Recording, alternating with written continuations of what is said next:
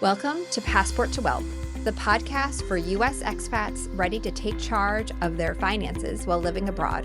I'm your host, Arielle Tucker, a certified financial planner, enrolled agent, and fellow expat, here to help you navigate the complexities of cross-border life with clarity and confidence.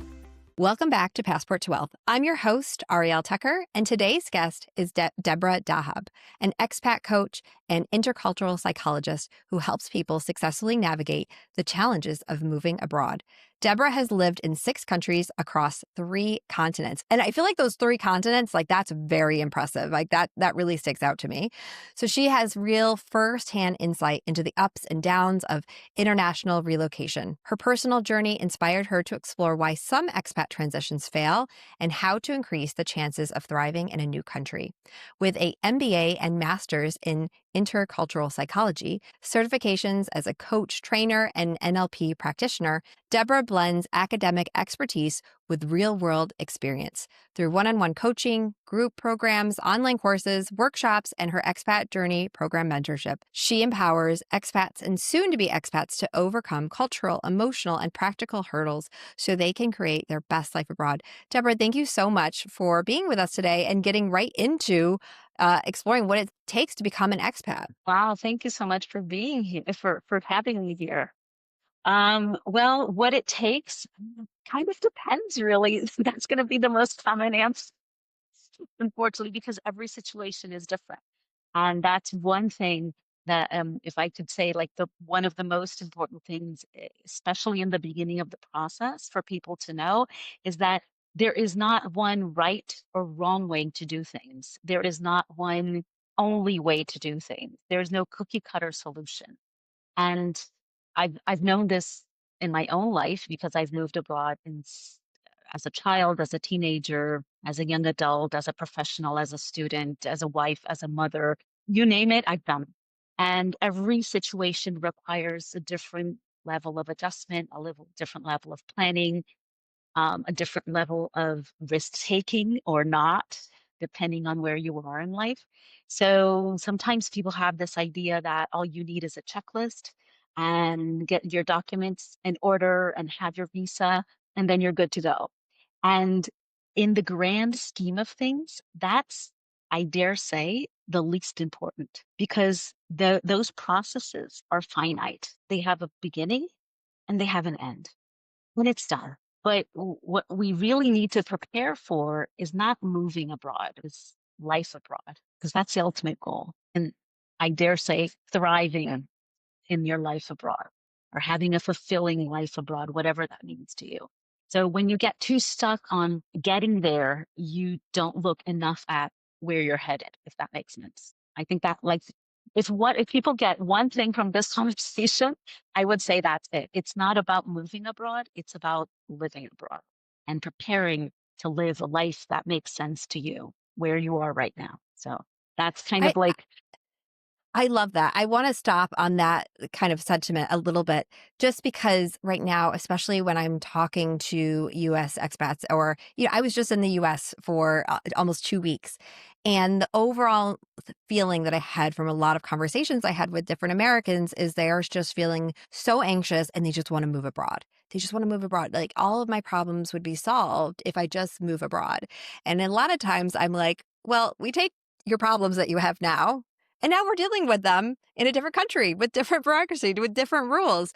And so it's really important, like you said, to think about, how am I preparing for a successful life, whether that's, abroad, if that's really the ultimate goal. Why are we moving abroad? I think that's a really, that question has been challenged by numerous guests that we've had on the show, is the why. Why do you want to leave? And just, I don't like the current administration is usually not a good enough reason. We have to really understand a little bit deeper than that. And what I thought was so interesting, you said before we hit record today, was, I don't just talk people through. I help them go through those practical steps and really organize that.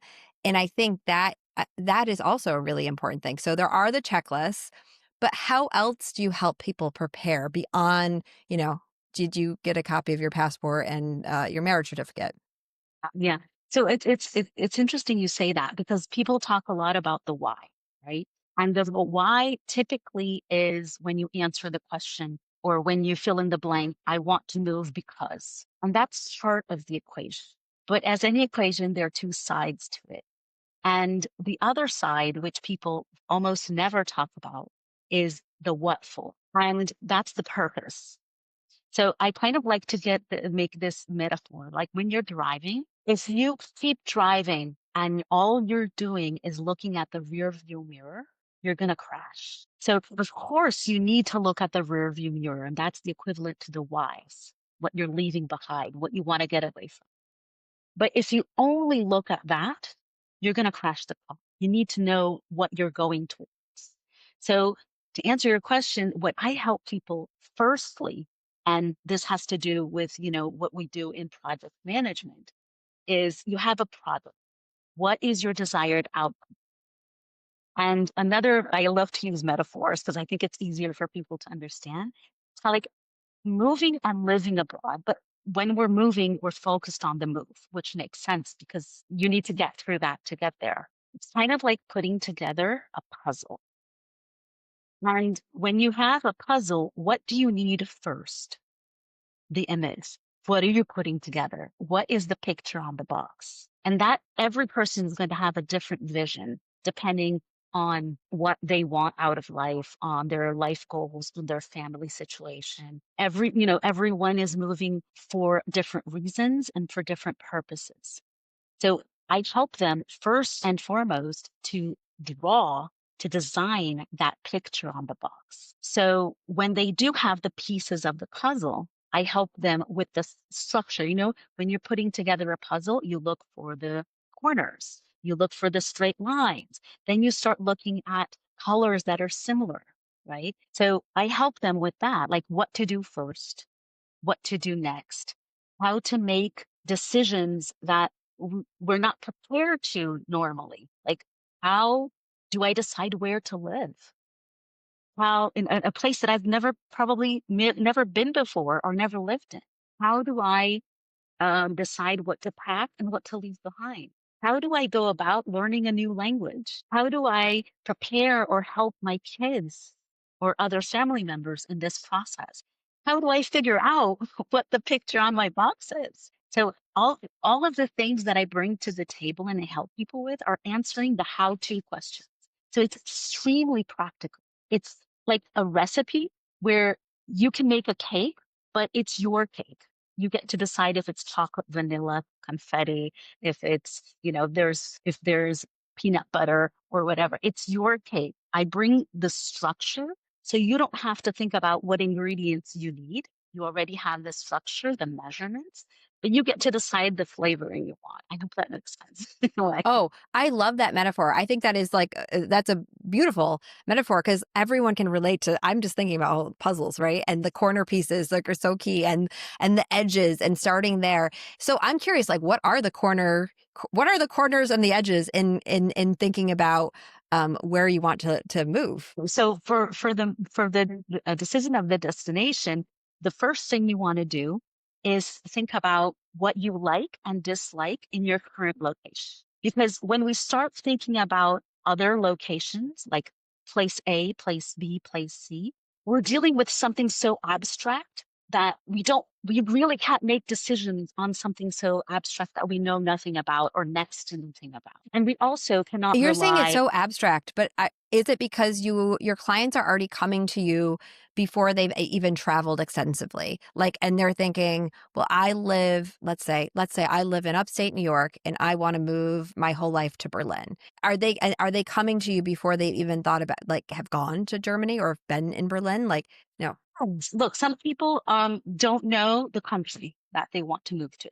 Okay. Some people don't already know the country and are figuring out the region, like the areas. Mm-hmm. Some people know the country, know the areas. They're figuring out specific cities. Some people have the specific city decided, but they're looking at different neighborhoods. Some people already know the neighborhood, but are looking at apartment A, B, or C. So what I bring to the table doesn't matter, the scope is applicable. Mm-hmm. So the first thing you want to think about is, and it is abstract because when we're in planning mode, we're also in dreaming. It's not real. Okay. So there is and it's good because if we didn't have that that seem like we wouldn't go. all the stress it is to move. But our judgment is painted, whether we realize it or not, with different colors. Sometimes they're gray, sometimes they're pink, but it's not reality because it's not reality. You can't Mm-hmm. pretend it's something it's not, right? So what I suggest people do is first is to look at what they like and dislike in the place that they live right now. And it can be things like, oh, I like that I have lots of windows and light and sunlight. I like that I have lots of storage space. I like that I'm near cafes and restaurants. I like that I'm near parks. It doesn't matter. And then the next thing that they're going to do is they're going to create their wish list, which they probably already have, right? But that's the biggest mistake, is when people stop at their wish list. And one thing for sure is that you're not going to get everything on your wish list, because it's a wish list. So the next steps is to look at, okay, what are you willing to compromise? And how do you do that? You look at your wish list and you choose half of the items on your wish list to the next level. And I call this method the criteria funnel, because it's a funnel. So you look at your wish list. Then let's say you had 20 items on your wish list. You look and you choose half of those to what you believe you must have with the information that you have today. Okay. And then you choose 10 in this example. And then you go one step further to your non-negotiables. And then you choose, in this example, 5 items from your must-have list to your non-negotiables. And when you're looking at locations, city A, city B, city C, neighborhood A, neighborhood B, neighborhood C, you compare these places with your non-negotiables, and only with your non-negotiables. Because if the place doesn't deliver on a non-negotiable, what's the point? Mm-hmm. So you kind of, that's how you look at it. And if you're, for example, working with a real estate agent or with a consultant that's helping you, what you give them is the non-negotiable list. And you tell them, if it doesn't have this bare minimum, don't show it to me. I don't want to see it. I don't want to waste my time. I don't want to waste your time. And of course, this is almost a living being. So the more you research, the more you learn, you're going to look at your lists and you're going to change them. Maybe, that budget is not realistic. Or maybe you realize that you thought you wanted AC and you realize it's not necessary in the end. So when you go on your scouting trips and when you learn more, you're going to review that. But the difference is, instead of, and I like this metaphor as well, instead of a kind of like playing tennis like crazy, just responding to whatever ball comes your way, you have a structure. You have a step 1, a step 2, and a step 3, and you know what to do and you know how to analyze it. And then, of course, there are other things that we score, and there's a matrix. I love matrix. I love tables to help people, make sense of the information. Because one thing that when we're looking at locations, either on a scouting trip, we're gathering data, right? We're gathering data. But this data needs to become information, which is meaning, putting meaning on that data. And that information will help us make decisions. That's the sequence of events. And what I do, I think it's quite simple, but I do think it's helpful because I use it. Everything that I share in my resources, I use in my own life. Um, it's a way to organize everything, because you know this, Arielle, and people watching probably know this too. It's a lot. It's a lot of information. It's a lot of data. It's a lot of decisions. And sometimes we get emotional in the sense that we realize that we're leaving family members behind, that we're leaving. So there are penny drop moments that can cloud our judgment and can make us feel overwhelmed. And by having this structure, you reduce the stress and overwhelm to hopefully a bare minimum. I wouldn't say eliminate it, because I'm Mm-hmm. not going to promise something that is undeliverable, but it does give you a point of beginning. So you know where to start and you know where you want to get to. And it has the steps to help you get along the way. So that's just one example of how to decide where to live. That's kind of like, in a nutshell, the criteria funnel that I help people with. And for every other decision making, like, how do I We even have like, how do I create a budget? How do I research cost of living? How do I, because people tend to really rely on social media and other people's opinions. So we see on social media, I see this time. Is it expensive? Can I live on 10,000 years? Like, who knows? How long is a string? That's impossible to Yeah. answer. Yep. It's impossible to answer because, you know, I can buy a white t-shirt at the supermarket for €5. I can buy a white cotton t-shirt at George Armani for 200 €. Who knows what, you know, one person's basics is the other person's luxury and vice versa. So we need to learn to get the information and make our decisions because other people's opinions are just that, opinions. And are pretty much irrelevant for our life. So, and I see Oh, I so many completely people agree. following that. Yeah. I want to interject here because I feel like everything that you just said, I so agree with it because we live in the age of AI. We have so much information accessible to us all of the time. But what I'm hearing, what your work is taking some of that information and actually making sense of it. And what you just said about, you know, so someone's necessities is another person's luxuries. I see this all the time in different expat forums that I'm in. I want to, is my family going to live, it can survive in Zurich on 200,000 a year? I don't know, honestly. Like it really depends on how you want to live because the cost of living is so varied even within this one city. So I completely agree. It's like you have to go back to, well, what are your non-negotiables? You want to live in a 5.5 room apartment in downtown Zurich. No, you're probably 200,000. It might be a little bit tight, like honestly. And so you really have to understand how all of that intersects. And that's where the overwhelm comes. And that's where the decision fatigue comes in because you have to make so many decisions about potentially a place that maybe you visited one time or a couple of times that you don't have those networks, that you don't have, you don't have that gut instinct about it because it's just all these data points. So anyways, that was such a good point. I want to get to, you've mentioned before that not every expat transition is successful. And I want to go like looking at your research and your experience. What are there like common themes that you see about why a move or a transition does not stick, is not successful? Yeah. So, there are common things, but before I dive into that, let's just define success. Yep. Okay. Because I think that's like the basic point of like, you're saying it's something is successful. So, um, success will depend on what the person wants. That's why it's so important to draw the painting or the picture on the puzzle box. What is success for you? For some people, success is living an adventurous life, and that's fine. For other people, it's, you know, gaining roots. So if you don't know what success is for you, you won't know if you got there or not, or if you haven't got there, how long you have, or how do you get.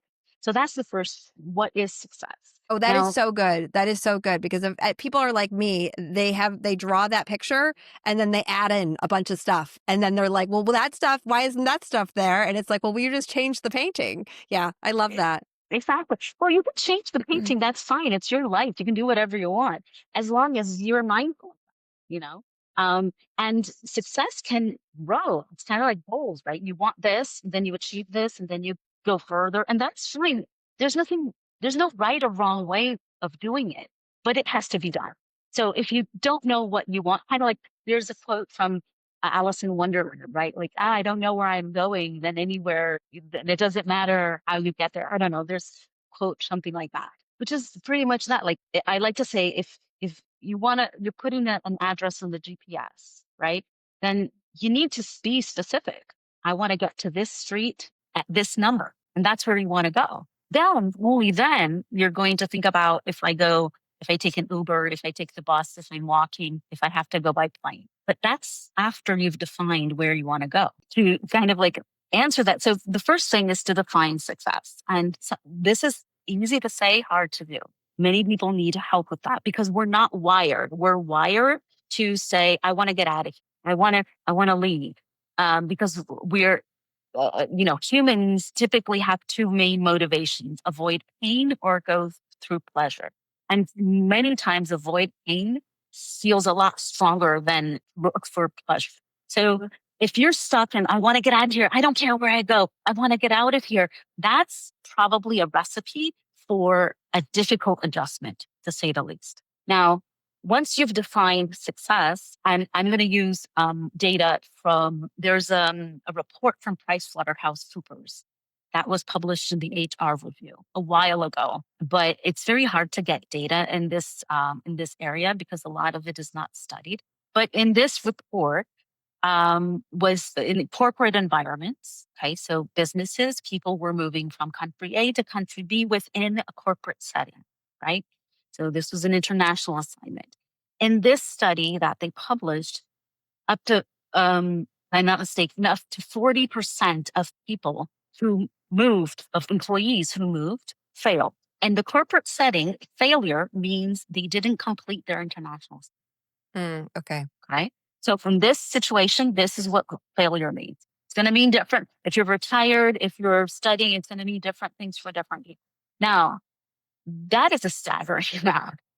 And the same report said that each employee that failed in this scenario costs the company on average $300,000 because they move the family, they move a lot of things. So this is Wow. a situation That's a really expensive. Yeah. exactly. So this is a situation where the corporate setting is the same. So that variable doesn't vary.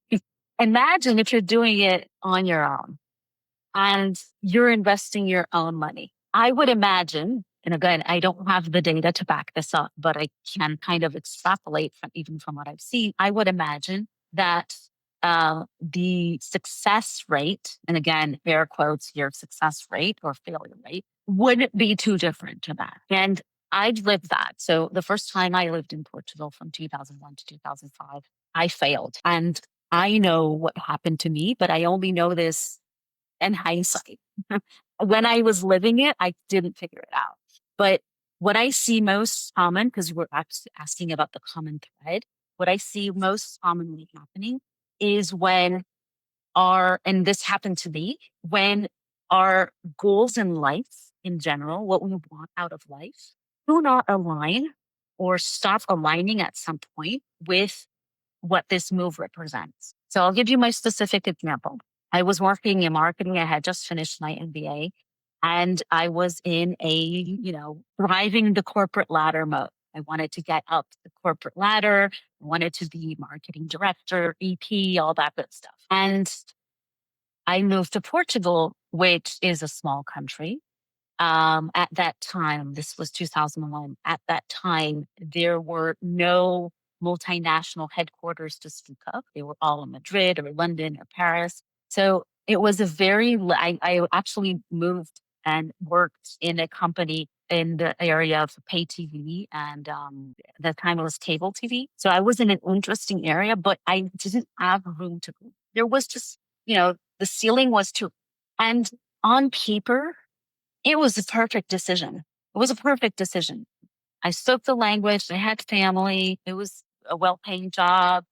It ticked all the boxes, but it didn't align with what in my heart of hearts, get out of life. And I see too many people who don't have this reflection of what do I real, that typical interview question, how do you see yourself in 3 years? How do you see yourself in 5 years? It's even stupid, but there's truth to it. Like, how do you see yourself? And that's one of the things that I, motivate people to think about is like, what is the purpose of the move? Mm-hmm.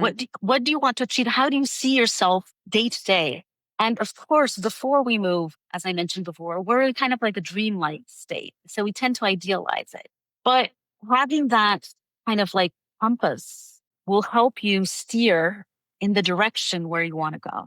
I see this a lot, for example, in the couples when one of the people in the couple really wants to move and the other one not so much, that they kind of go along because marriage, and they have a very hard time adjusting. And sometimes it even leads to divorce. So it's something that really needs to be thought through.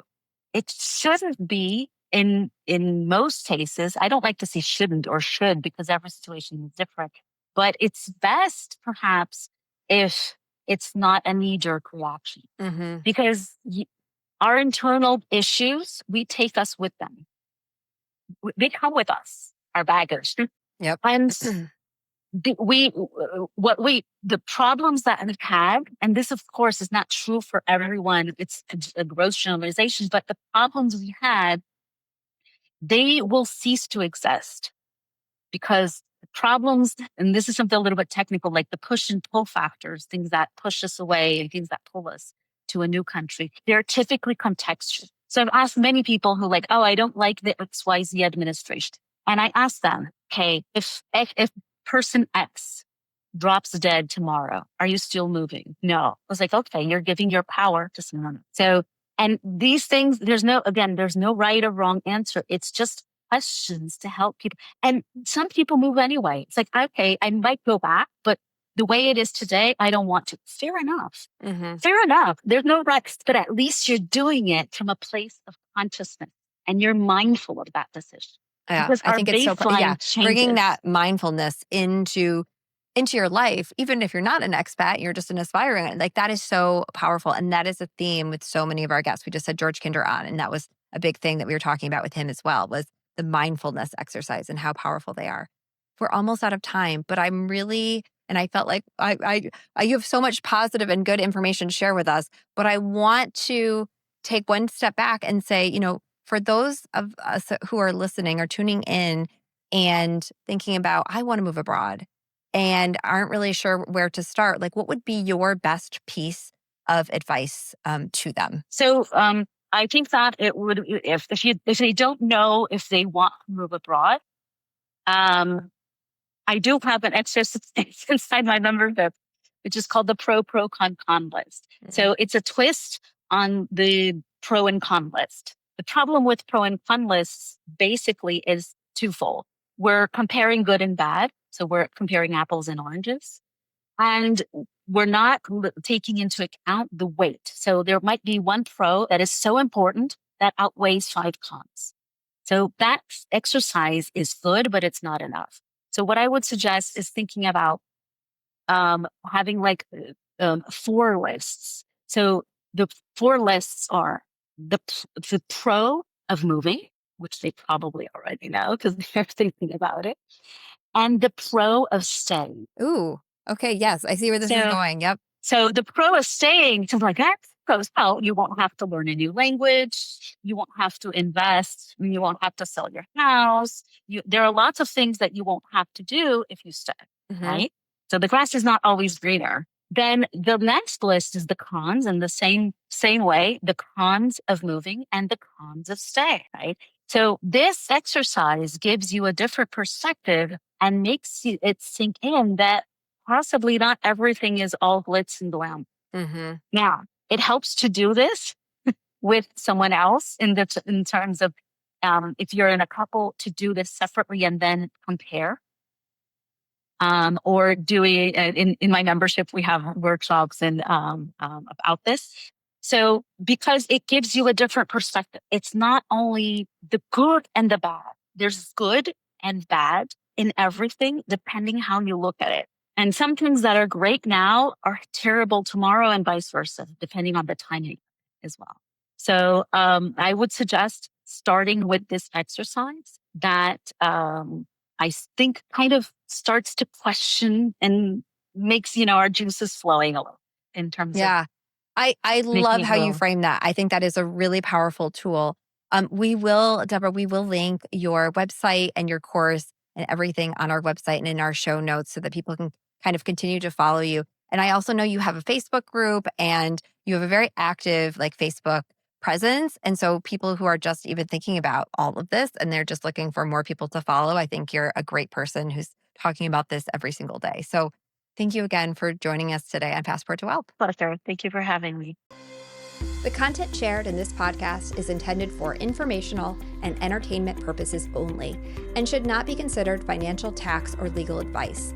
We encourage you to consult with a qualified financial advisor, tax professional, or other licensed expert before making any decisions based on the topics discussed. Everyone's financial situation is unique, and personalized guidance from a trusted professional is the best way to ensure your choices align with your individual goals and circumstances.